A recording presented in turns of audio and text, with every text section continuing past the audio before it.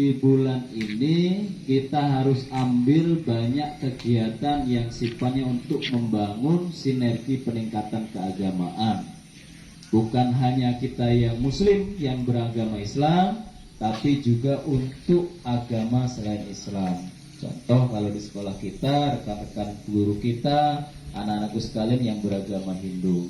Nah, upaya yang dilaksanakan sekolah maka disebut dengan kilat di belakangnya.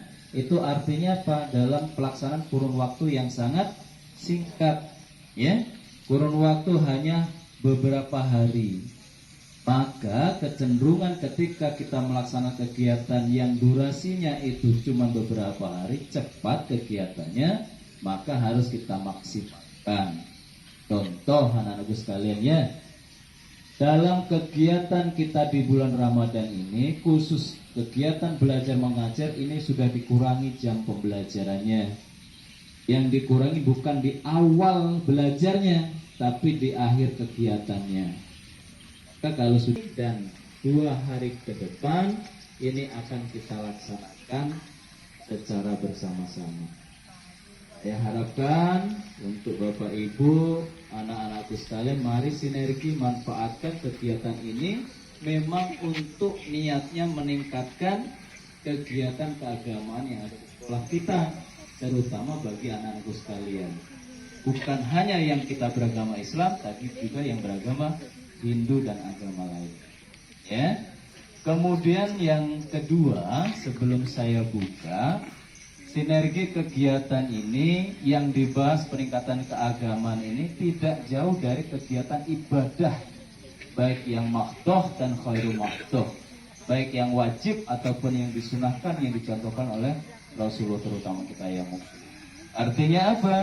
Ketika kita walaupun tidak punya background anak pondokan, tidak dari pondok pesantren, yang namanya wajib kewajiban untuk beribadah, mau tidak mau kita harus bisa. Suka tidak suka kita harus bisa, ya, harus mau.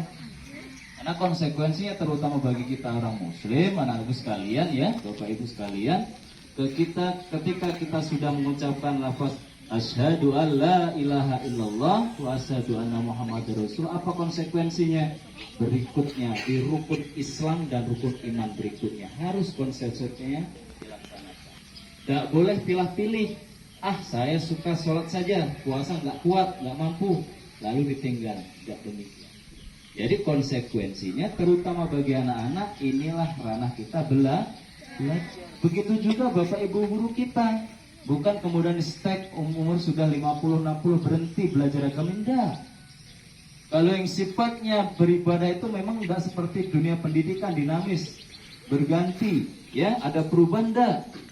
Sudah jelas koridornya. Kalau kita bagi orang Islam itu tuntunannya hanya 2, Al-Quran dan Sunnah Rasul, jelas. Hanya saja kalau kita merasa kurang dan kurang, itulah kita asasnya harus belajar, ya. Belajar itu tidak di segi formal saja.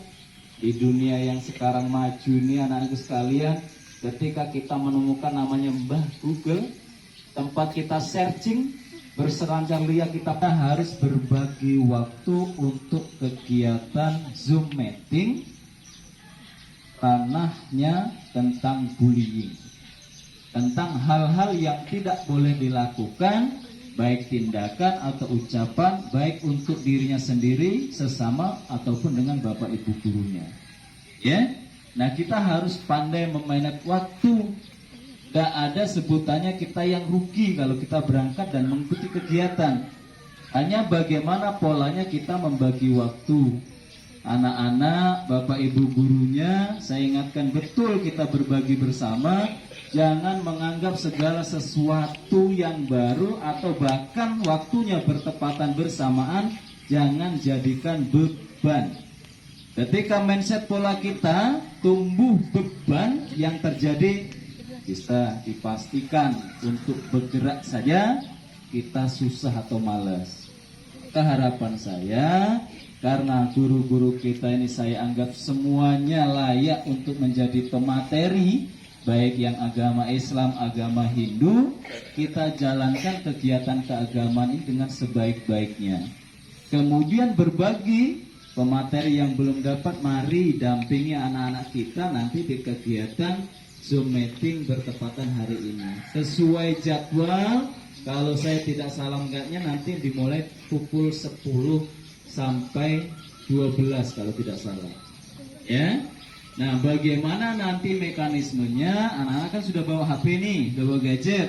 Kita cobakan nanti dibantu oleh Bapak Ibu guru yang lain untuk login bisa masuk ke kegiatan tersebut. Kalaupun nanti sampai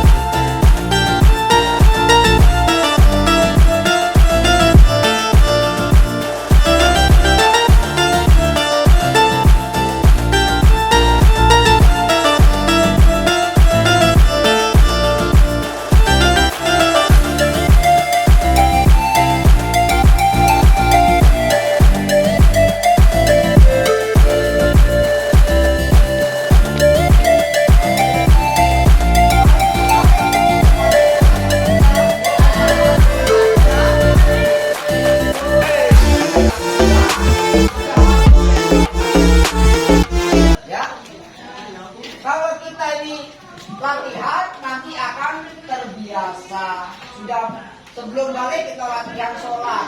Nanti kalau sudah balik kita akan lancar mengerjakan sholatnya. Ya, karena sholat itu adalah bagian paling penting dalam hidup kita. Ya, paling penting dalam hidup kita. Karena perbuatan itu, ya perbuatan baik dan buruknya itu bisa jadi diukur dalam sholatnya. Kalau sholatnya baik, maka perbuatannya akan kebaikan. Kalau sholatnya kurang baik, maka perbuatan juga akan kurang baik. Karena di dalam sholat itu adalah isinya adalah doa-doa, ya semuanya itu doa. Ya, semuanya itu doa. Walaupun pertama kita berat, harus kita paksakan, ya.